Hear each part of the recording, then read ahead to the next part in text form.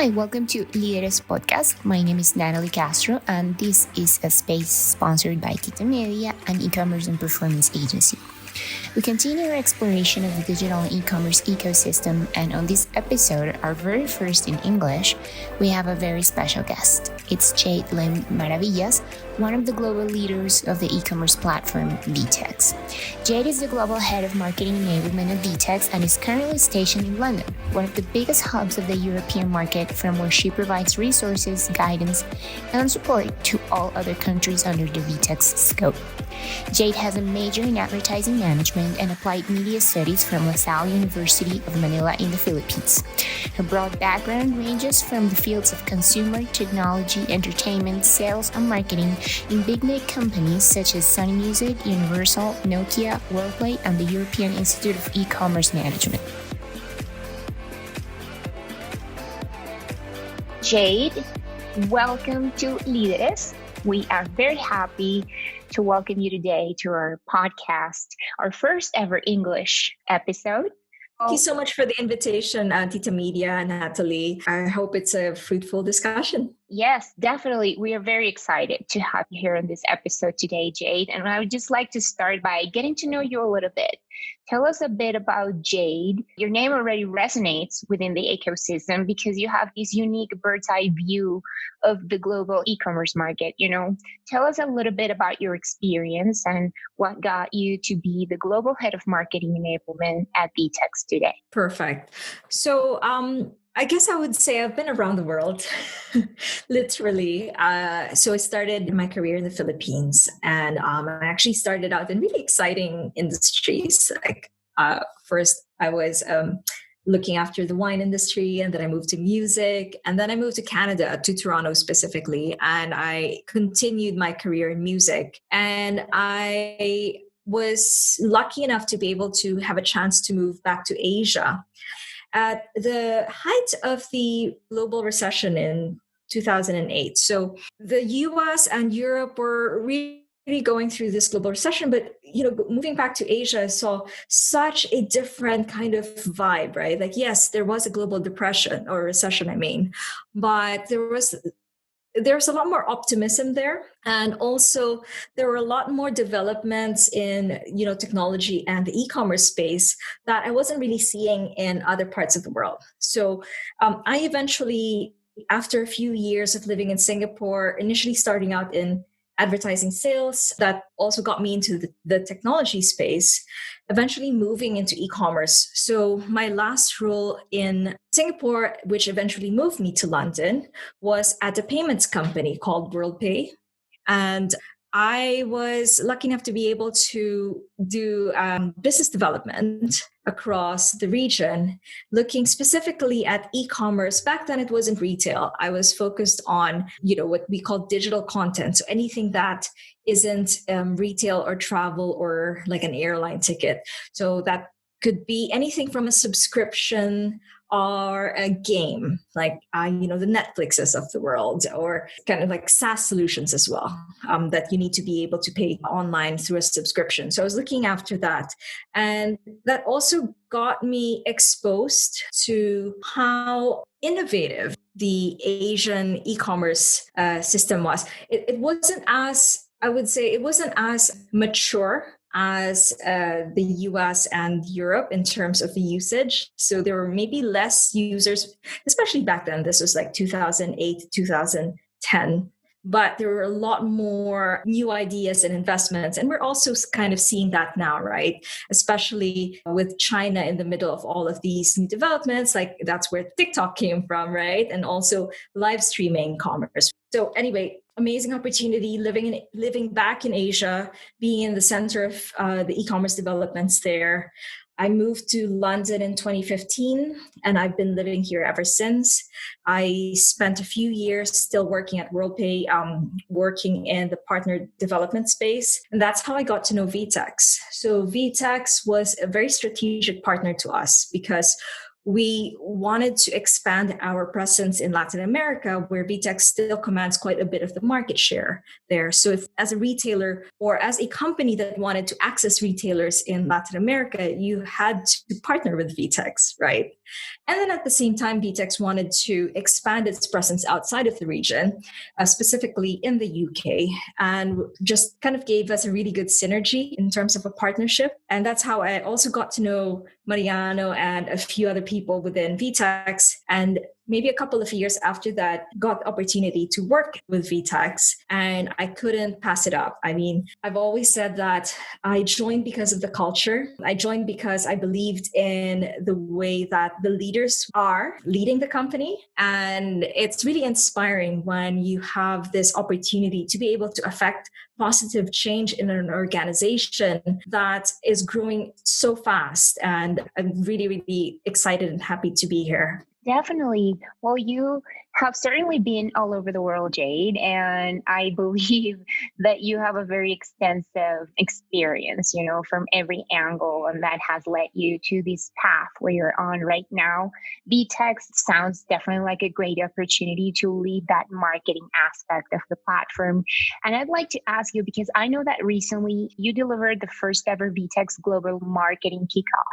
It was a big occasion. You were celebrating your first year of marketing at Vtex. Yes. What are some of the things, like content development wise and every other marketing initiative that you would rescue from that event that you would like to share with us, that some organizations are working on and that we should all be watching for on 2021? Absolutely. So you touched on something very important there, right? You said that it was our first year anniversary as marketing at Vtex. So I don't think a lot of people know about it, but a fun fact is that prior to 2020, there was no team that had marketing in its title at Vtex, which is crazy if you think about how big the company is and as how much it's also grown. So we've always prided ourselves as a product-led, sales-led organization. But for us to be able to get to the next stage of where we want to go, we had to embrace marketing. But marketing for marketing's sake is not something that we believe in. We needed to have a strategy around it. So that's where content comes into play. So we decided that if we're going to be investing in marketing, we need to have really strong content marketing strategy and team behind it. And that's where we're placing quite a bit of our bets. The content that we're also looking at is not all about Vtex. You have to have a little bit of that as well with regards to product marketing and getting people to know about some of our stories. But this year, especially as you mentioned, we launched the marketing kickoff. We really wanted for our colleagues to absorb is that instead of talking about us, instead of talking about Vtex, how great our technology is, how great our company is, we should really be putting our customer as the protagonist in that story. They should be the hero in the story because everyone sees themselves as the hero of their own life, right? But if you want to play a role in that person's life or in that company's vision, you should put yourself as this, I would say, the supporting act for that company or for the hero in your story to be able to achieve their goals. And so that's a little bit of a shift from what we used to do. I think in the first year of marketing at Vtex, we, as any other B2b technology company, we were very myopic in our vision that we were a bit too close to the product. We love our product. It's amazing. But that's all that we really spoke about, right?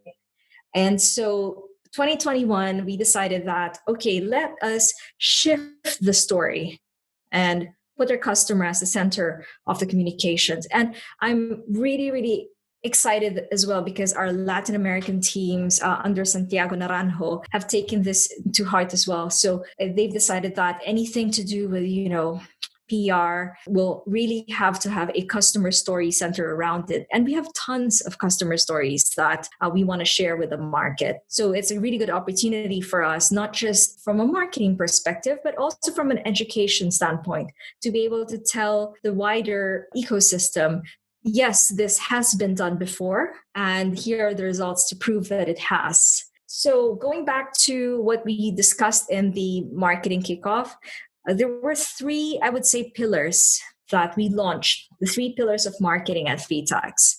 So I said, for us to be able to be successful in marketing, we need to be mindful of three pillars, and you shouldn't take one out because it just won't work.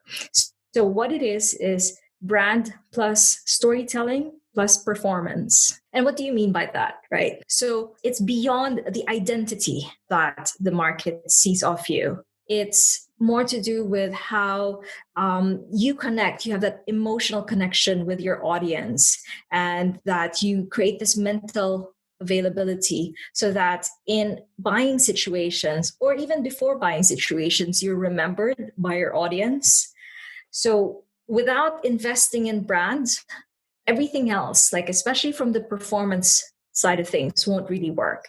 Second is storytelling. So when I say storytelling, it goes back to what I just mentioned about content, about telling our customers stories, about putting them in the center of our communications, and also educating the market based on what we've done before with successful customer stories that we have as part of our library. And lastly, performance, right? We need to make sure that these stories get to the right person at the right time through the right medium. And so, especially, I think a lot of companies have seen this in 2020. And I would say also it's endemic to Latin America that we have always relied on physical events to be able to do our networking and our sales strategy and our marketing strategy as well. But in 2020, we couldn't do any of that, right? And so we really needed to invest more in digital and performance marketing for us to be able to still have that conversation with our prospect and with our wider ecosystem, like our partners like Tita Media, without necessarily relying on face-to-face physical events. That said, hopefully, with vaccines starting to get rolled out, more countries are rolling it out faster than the others. We're starting to see a resurgence in hybrid events, some digital and some physical. And so I think moving into, hopefully by the tail end of 2021, going into next year, we can see that mix of what we would say would be traditional B2b marketing interspersed with a lot of content and digital marketing.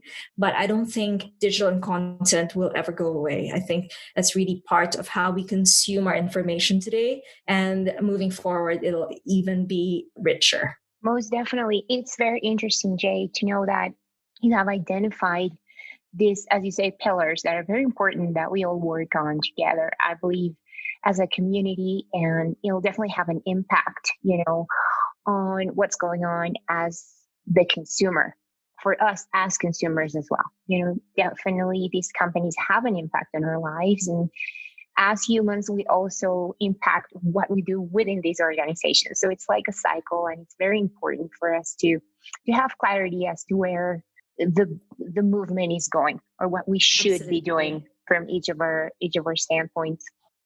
Absolutely. I mean, just on that, I truly believe that marketing shouldn't just be seen as a sales support function, but as a marketer and also as a former salesperson, I truly believe that marketing has an ability to create that emotional connection to a wider audience.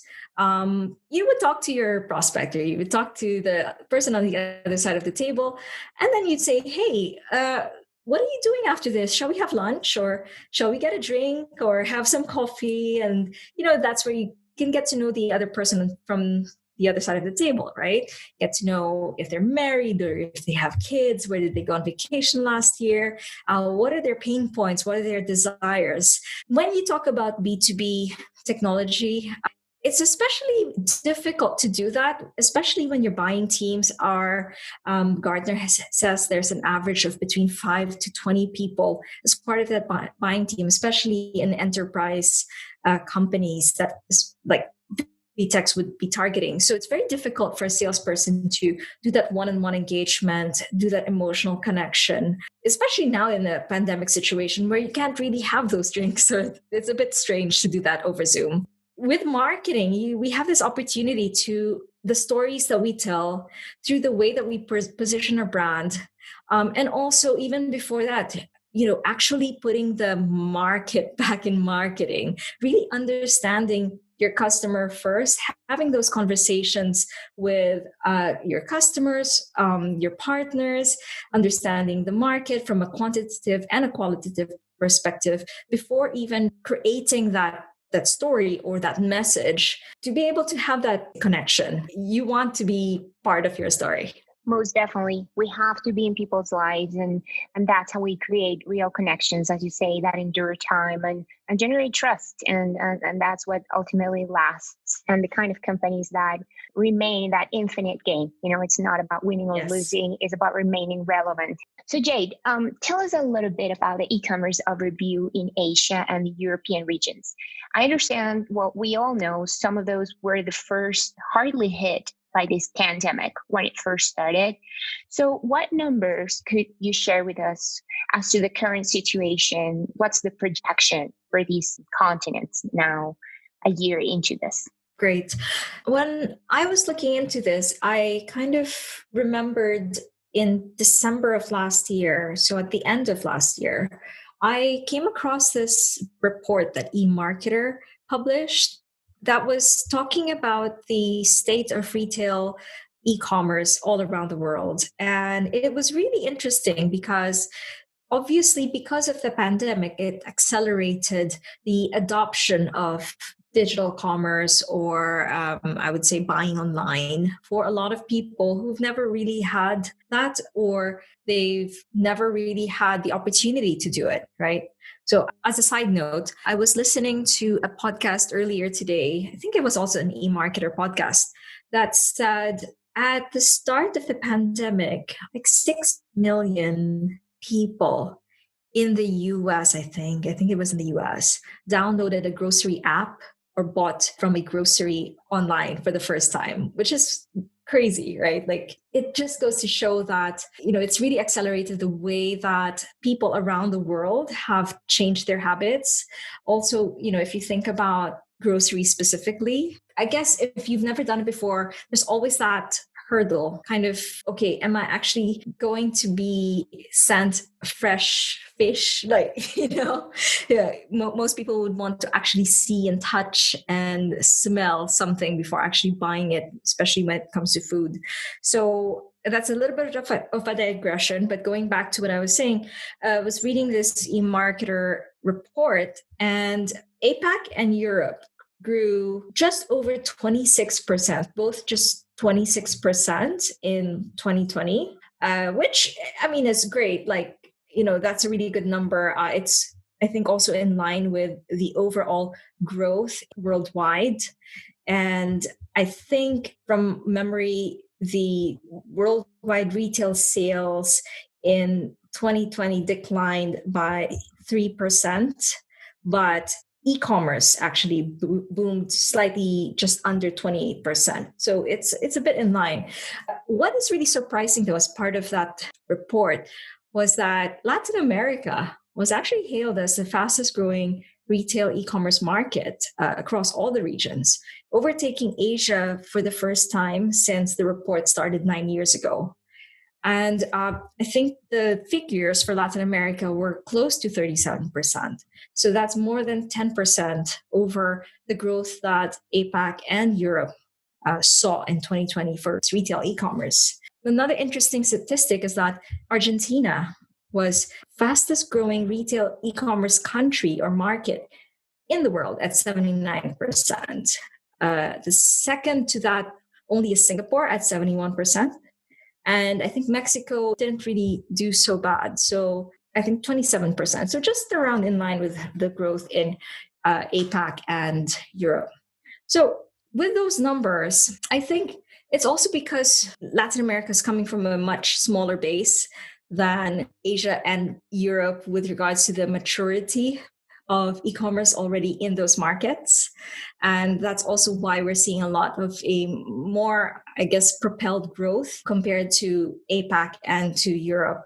That's not to say that we shouldn't be looking into the trends that are happening in the other parts of the world. So for instance, I already mentioned live streaming at the start of this podcast. Live streaming started in China, and this was way before the pandemic started. But during the pandemic, it really got accelerated. I think I heard something about Tommy Hilfiger doing a live stream in China, and they sold thousands of hoodies in 2 minutes. It's just this astounding number how, all these like innovations in digital commerce are coming out of the Asia Pacific region. And even if you're looking at the growth rates of it not being as high as Latam, I think it's also because you're coming from a base that's a lot higher as well. They were already used to buying things online in both APAC and in Europe because it's a lot more, I would say, normal than doing it in Latam, where it's still a lot more on a physical, face-to-face just before the pandemic. And that's why you've seen much higher growth rates coming from Latin America. Very interesting numbers, and we have firsthand, identified this change. And what's most interesting, it's not only looking at those numbers altogether, but really being able to see the change in people's behavior, age-wise, Absolutely. like different parts of the population within our Latin American countries that are so used to maybe informal, commerce or not used to having a credit card and buying online. So these changes that are so tangible for us nowadays here, we're experiencing that firsthand, and it has definitely been incredible. Yeah, and I also think that with the resurgence of, digital payments or digital banks in the region, so for instance, Nubank being, like it's all over the news, but it's also reshaping the way that the next generation of Latin American consumers view, banking and payments, but also being able to be digital first with regards to both their consumption habits, but also the way that they do their banking. So I think that's also playing a big part in why the growth in the region has been so strong. Definitely. I agree. So Jade, nowadays, as we have mentioned, it's not like you need to undergo this digital transformation, even if you're a company that are not there yet. It's a must, even only for having all of your product online, all of your stock for people to go online and being able to compare and make informed decisions, right? So what have you identified that are some of the, from your perspective, that are some of the bigger challenges that these companies are now facing? The consumer has moved along. It's a more informed, more capable, more in touch, let's say, consumer. So how do we tackle that? And what are some of those challenges that you have seen? Yeah, I think especially if you've never gone online before, there's a lot of operational, I would say, synergies that you need to undergo first before even going into the actual digital transformation, right? So I can't really speak for, Latam, but if I'm talking about my experience as a consumer here in the UK, I take it for granted that I'm able to buy online, pick up in store, or go to a store, try something on, think about it, and then decide to buy it online. This whole omni-channel experience of, not just like the stock, but also the experience and also the fulfillment scenarios need to be taken into account when you start looking at putting the consumer first as part of your digital transformation strategy, right? So rather than saying, oh, we have to go online because, it's 2021, we cannot survive if we're not online, we need to start thinking first, okay, so yes, we need to go online. It's a must, right? As you mentioned, but where are our customers? How do our customers buy? What do they prefer to, do they do their searches on Google? Or do they do their searches on Amazon? Is the sort of consumer that we are trying to target a digital first consumer? Are they browsing on mobile? So we need to be able to give them a seamless mobile experience as well. Maybe even more than desktop if we have a mobile first kind of consumer, and also looking into where they're getting their information, right? So especially from a millennial or Gen Z standpoint, we get a lot of information through social media, and also we also make a lot of our buying decisions through what we see on social media, or what our peers or contemporaries are, the brands that they like, right? And so we need to take this all into account when we're building our digital transformation strategy, and not just because we must do it. There are so many challenges, and it definitely depends on where you're coming from. Of course, Asia, it's a different market than Europe, and so is the US, or so with Latin America. Like, for example, down here, some of the logistics for the operation tend to be challenging. Maybe some providers do not go as far certain regions within the country, or generally the consumption is more focused on the capital cities, and then some of the minor cities do not get as much coverage. So definitely those, as well as payment methods, going digital has been one of the main challenges in our region. But as an ecosystem, I believe we have to work together on providing solutions, to advance this as a greater cause, not only for our own organizations and companies and selling more per se, but advancing that cause of creating a digital environment. Absolutely. I totally agree. So Jade, on the main trends, we have identified also that some of these things are it's like a monster that's awakening, right? Not only because we're used to retail, and up to some years ago, we were seeing that some services like streaming services, as you have mentioned, and such, were booming, as well as retail, direct to consumer. But throughout this pandemic, what we have been identifying here is that trend of the B2b model, company to company, as well as marketplaces, like spaces that provide larger stock, more options, a one-stop shop for all of your needs. Those are some of the things we are seeing as trends down here. So what do you think are some of the advantages for these business models that weren't jumping to the e-commerce aspect just yet, but that now are? What would you say are some of the most appealing things for these models? Perfect. Let me talk about B2b marketplaces and B2b marketplaces, because there is such a thing, right? So from a B2b standpoint, going digital or moving that whole, I would say, experience online I would say, compared to B2C, probably not something that you would say is absolutely necessary for you to be able to survive nowadays. But we see a lot of companies growing a lot faster, but also driving customer loyalty because they have gone online, right? So the traditional B2B sort of experience, I would say, would be, all right, so you have your sales representative or your customer service representative, and you place an order, they try to upsell you something or cross-sell you something, and then you start negotiating prices and you agree on the price, and you get sent an invoice, which you will be paid anywhere between 30, 60, 90, sometimes 120 days, depending on your terms. And that would be via bank transfer.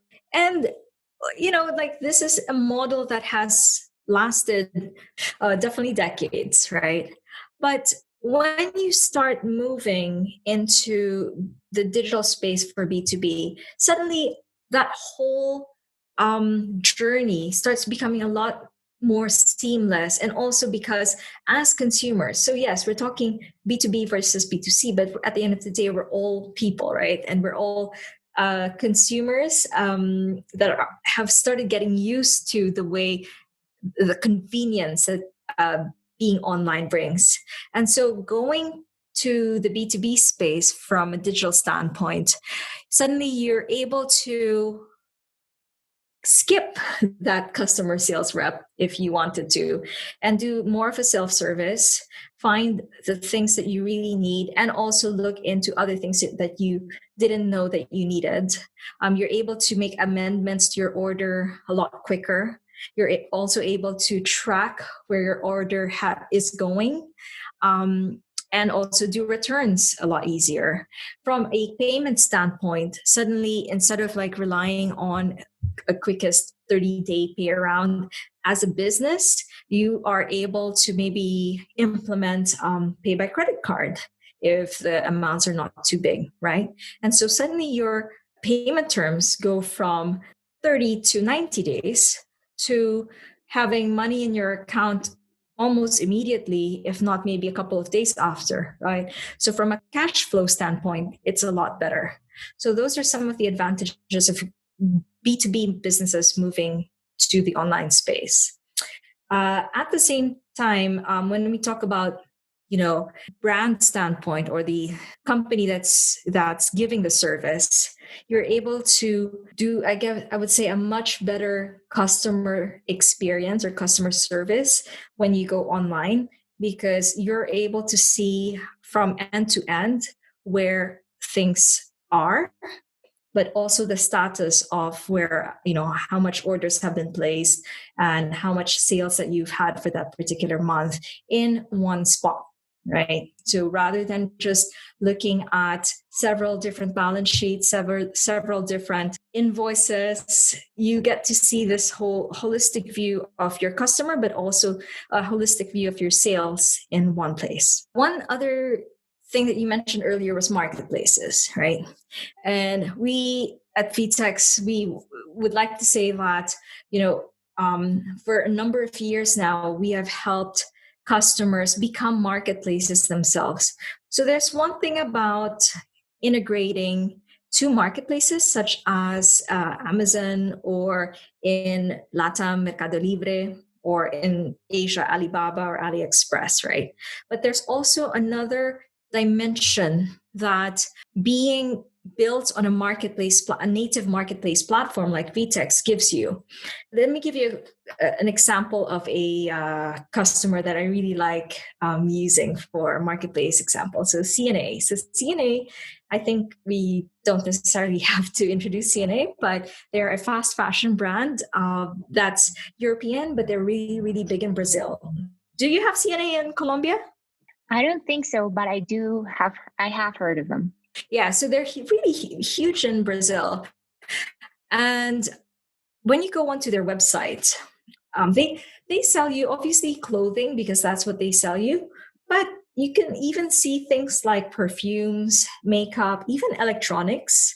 And that's not necessarily stock that they hold, but rather they integrate to other Vtex retailers and brands on our marketplace platform. So they're able to expand their product assortment without necessarily incurring the cost of holding that inventory themselves. At the same time, they don't necessarily have to go, fulfill that themselves, right? So they're connecting their partners, which gives them bigger product assortment, to their customers, where they have quite a loyal fan base. And the advantage of the customer is that they're not just getting their clothes, CNA clothing on that website. They're also buying into the lifestyle that the brand is imbibing. So yes, I have the clothes. Now I want the shoes. I want the MP3 player, if we still use that. I don't know if we do. I want the watch. I want the perfume. And it's all vetted by the brand. I feel like I have this affinity to the brand, and that's why I'm buying it through that website, right? So that's marketplace. Lastly, B2b marketplaces, which is fairly new, but we see a lot of really interesting stories. So we recently just launched a B2b marketplace with Unilever in Spain. So they're planning to revolutionize supply chain management with a B2b digital marketplace that connects retailers with distributors across the country.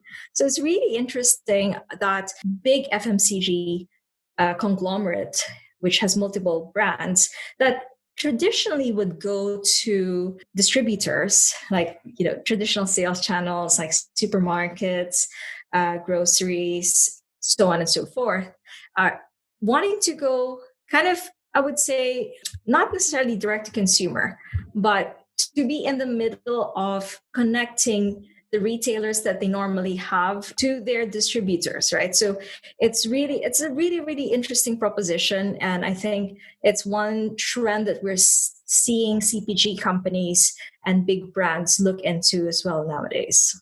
Totally.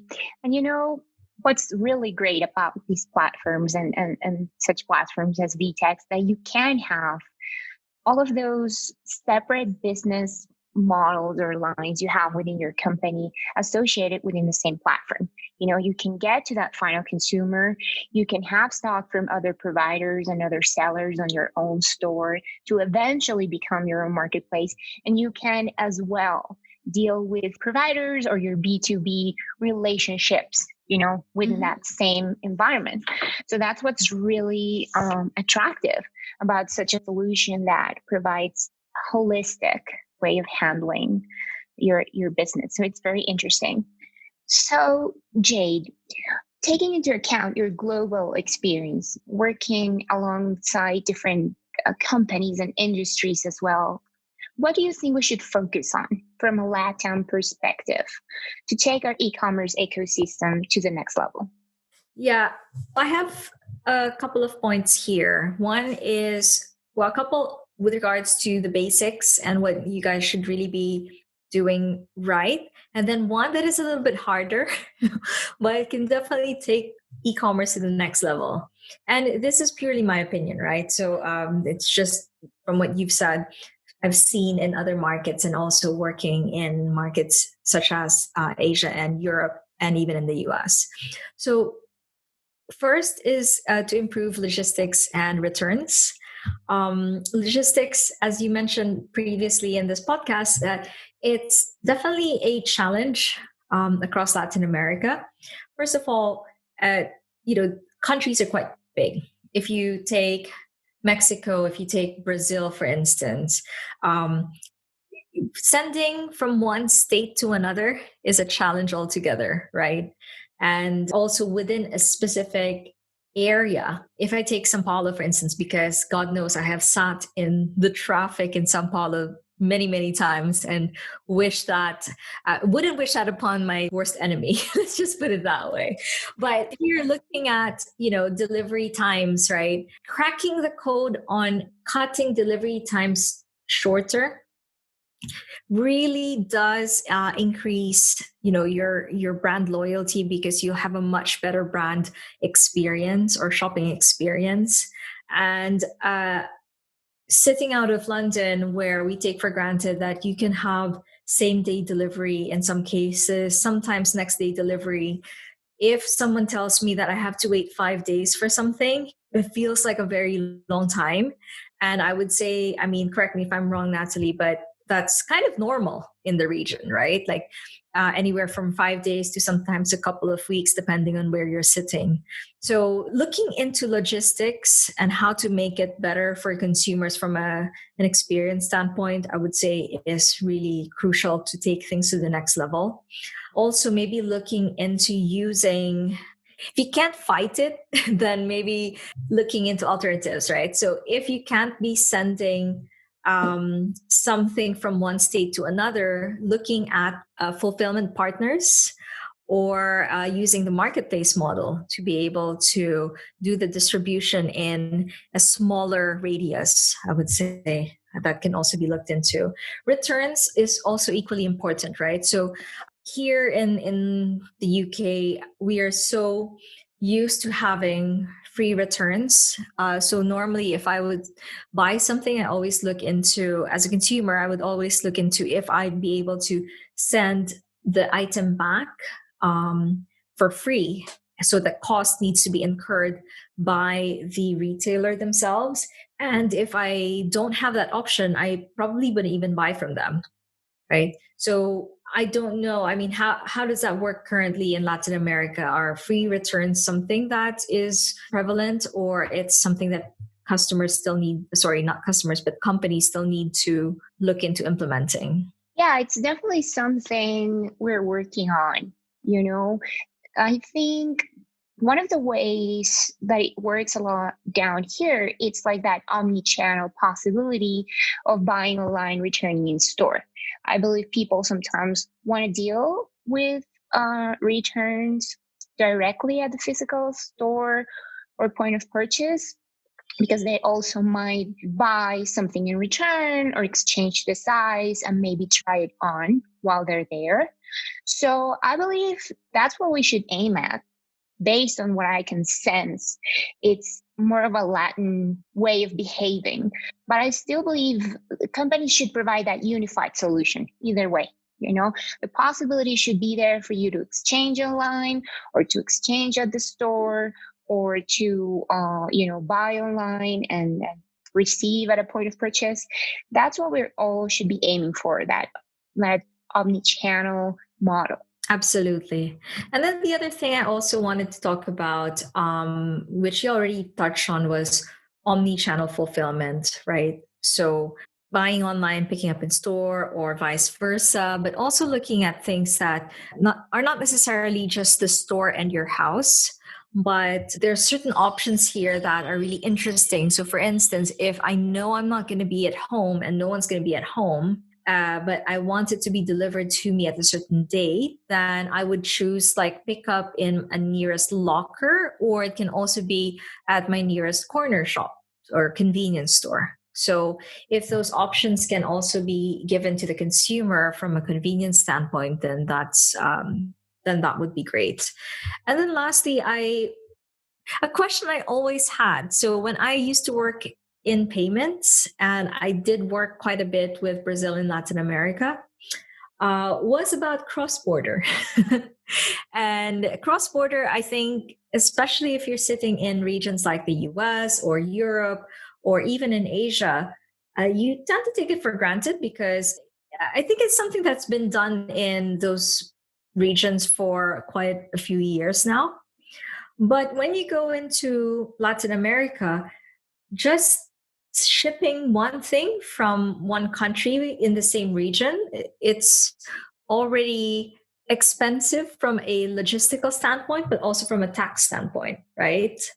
And so I know that like Vtex has started looking into some services, especially when it comes to connecting Brazilian and other markets. I think Argentina is going to be in the next one. I'm not sure, maybe Mexico as well.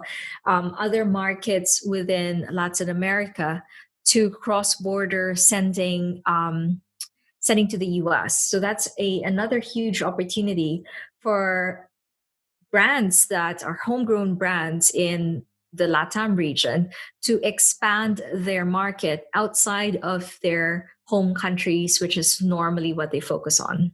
Most definitely. I think when you deal with international shipping, you also have to deal not only with logistics, but customs and such taxes, as you mentioned. And it's definitely something that here has been a barrier for retailers, but something that we should also look into it as we move forward. You know, there should be bigger collaboration, not only from a technological standpoint, which you are just mentioning that Vtex is looking into that already and its own Vtex roadmap to work on, but also among, geographical barriers and sometimes how we tax our neighbors and things like that when it comes to imports, because there's a huge potential since we are such a tight region also to provide, our merchandise throughout the whole entire continent. Yeah, so I wasn't actually just talking about technology, which also plays a huge role, but it's more of a solution that we're bringing to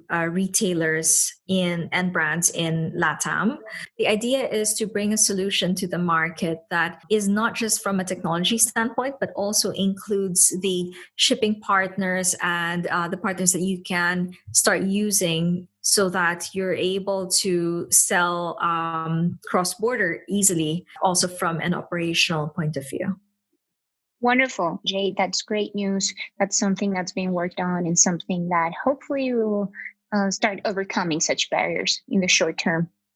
Now, I wanted to just to start wrapping things up, and I appreciate your time so much. There's definitely a new frontier. I think the pandemic has rapidly accelerated this whole movement, the speed at which the e-commerce world has been taking steps towards, surpassing the previous experience, people's expectations, and providing even greater service online. Asia, for example, as we have mentioned, has been developing things even for a longer time now regarding, that social selling, that's basically streaming, online streaming for shopping, and many innovative ideas, right, that have helped shorten that breach between the physical experience and the online world. I know that Vtex has been launching lately and has on their roadmap a couple of initiatives to continue to move this forward. I don't know if maybe you could share with us some of these actions that Vtex is taking, or some of the future launches that Vtex has planned to keep improving this experience. Great, fantastic. So there are a couple of innovations, I would say, that our first party apps team in Latam have developed that are ready to be used. And we'd love for our partners, such as Tita Media, to be implementing it for their projects. So one of them is a picking app, which are traditionally used by say grocery retailers, but also pharmacies and even traditional retailers like in fashion, to make that omni-channel experience extend not just within the front end and the back end of the Vtex platform, but extending that to when you're doing your picking, when you're actually going into either your distribution center or your store and picking the orders that need to go out. So that's one thing that our first party apps team have developed. Another one is a live stream commerce application. So I think we've already mentioned it a few times on this call. I think it's such a hot topic nowadays, but we have had partners that had live streaming, and some customers like Dengo in Brazil that have used live streaming even before the pandemic hit, and they've seen tremendous success from it. Highly recommend reading that blog post about it's such a nice story that we've had. But this time we've actually developed live streaming natively as well within the Vtex platform. So that would be fantastic for people to start using as a new innovation that they can do just beyond traditional e-commerce. And I'm not really allowed to mention any other new releases that haven't been released yet, but I'm just going to say there's going to be a lot of really interesting updates on the marketplace and the commerce platform itself. So watch this space. We'll be sharing more information with you as the time comes. Great, Jade. We look forward to it, and we know that Vtex is working very hard globally to provide these solutions. We're very excited about the tracking app you just mentioned and launching that within our clients very soon. So it's very exciting. We're definitely going to be looking at these releases, and we hope definitely that you keep us posted. Great. Fantastic. So lastly, I would want to ask you just in general, what's your perception about what's going to continue to happen throughout this 2021? We have adopted new habits as consumers. We have taken into new behaviors and bought new categories. For example, at the beginning of the pandemic, we identified how exercise machines at home were spiking out of control. People were looking for those all over the place, and furniture so you can have a home office space, and everything kind of has flipped throughout the last year, and some things are starting to become more usual, and maybe some habits will continue to change. what's your perception in general of what's going to happen with e-commerce throughout this year, and where will we ultimately end 2021? Yeah, so if I go back to that eMarketer report that I mentioned in this at the start of this podcast, so even as total retail sales declined by 3% in 2020, retail e-commerce growth boomed to close to 28%, right? What they're predicting is that this growth will decelerate substantially in 2021 to 14.3% as brick and mortar sales recover. I think maybe it's a little bit more skewed towards regions that are starting to vaccinate a lot faster, such as the US, some of Europe, and some of Asia. Asia's kind of very peculiar, in my opinion, because whilst they did have the pandemic earlier on than the rest of the world, they also have learned a lot from previous epidemics such as the SARS, right? That was and the bird flu that was quite big in Asia. And so they had lockdowns much earlier and much stricter than us in the West or in Latam. And so in that way, they were able to contain a lot of the spread. And a few months after that, they've really gone back to normal. I see a lot of my friends in Singapore, for instance, they're actually going out and has some semblance of normalcy in their life. They're not traveling outside of that small little island nation, but they are actually, they're shopping in physical locations, right? And so we're starting to see an echo of that happening in the US, for instance. And in the UK here, we just actually started going out of lockdown at the start of this week. And so further on, when stores start opening up and it starts becoming a bit more normal, you'll definitely see a decline in usage of shopping online, but I don't think it's going to be declining too much in the sense that people will stop shopping completely online. So the ones who've tasted the convenience of shopping online and actually getting their products quickly, but also being able to return them if they didn't fit, that whole experience, once you've done it and you realize how convenient it is for your lifestyle, you're never really going back, right? Maybe you like the experience of going to a shop and actually touching and feeling and browsing through the racks, and that's not going to go away. In fact, one of the forecasts that some analysts have seen is that there will be a shift into experiential retail. So for instance, the future of grocery, like we've spoken to some experts in the grocery space, is today, the typical grocery, it's almost the same everywhere. You have shelves and shelves and shelves of product. You might have some, like places that you can try things out, but that's normally because you're just marketing it rather than, as part of the service.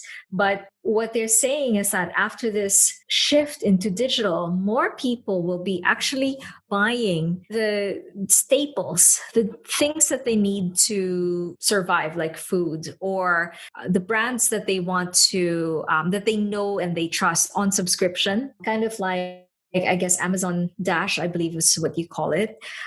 So when you know that you say you like a specific brand of milk or a specific brand of soap, you'll probably just buy that on repeat, and it replenishes either because you know that you need it every month, or you have some sort of IoT integration that tells you when your milk is running out in the refrigerator. That is possible, and that does happen. But the store itself will not go away, but rather it will become more of a hybrid retail, but also experience sort of thing. So people would want to go there and actually interact with the brands themselves, not just buying them, but also experiencing it.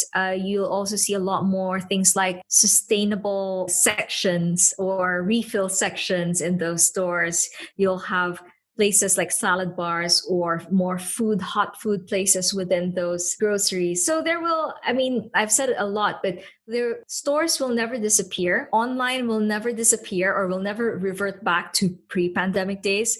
There will be some sort of hybrid evolution of retail that will be a combination of online and also offline experiential retail. Definitely. I also believe that things will move forward as a hybrid, of what we used to do, how we used to shop, and how we used to acquire not only products, but services as well, integrated with that digital commerce and the possibilities, the immense this will bring along. Interacting, even our own interactions, with family, friends. I believe throughout the pandemic, maybe I have spoken more with my friends that when it used to be like meeting up and making sure that everyone could meet at a certain time and place. So it's been definitely interesting, and it's made us, I believe, expand our minds as in terms of what's capable. And we are very lucky to work alongside a platform that also does that. That's completely devoted to reimagining how people do commerce. And that's why we're so grateful and so connected to these Vtex ecosystem, definitely. So I want to thank you again, Jade, for meeting up with me. This has been a great interview. It's of great value to all of our listeners. And thank you for sharing your experiences with us. And thank you so much for the invitation, Natalie and Tita Media. I really, really appreciate indulging me in my English-speaking ways. I will maybe, hopefully, in the next one, try to speak in Spanish. I really hope that people got something out of this discussion, because I personally really enjoyed having a chat with you. Of course. So have I. And I promise I will brush up on my Filipino to see what comes next. All right. Okay. That's a deal. Thanks, Natalie. Thank you, Jay. Great to meet you. Good to meet you. Thank you for tuning in to a new episode of our podcast, Líderes. Join us for a new episode where we will continue to explore more of the e-commerce and digital ecosystem around the world.